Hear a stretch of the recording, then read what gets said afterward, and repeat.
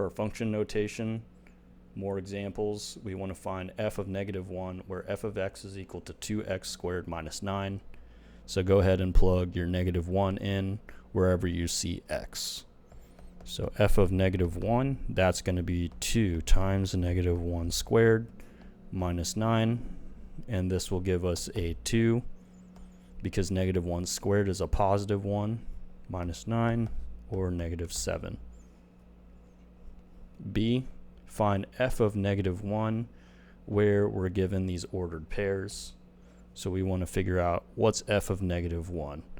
Well, go ahead and figure out where your x is. So -1 right here corresponds to a 6. So f of -1 is going to be equal to a 6.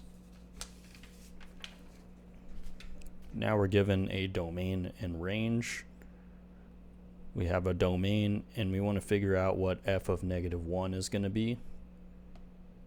F of -1, go ahead and find your -1, and that corresponds to a 5. D, we're given f of -1 and we want to figure out what that's going to be equal to. So f of -1, -1 for our x value is right there, and what does that correspond with? Well, that's a 0. So f of -1 is equal to 0.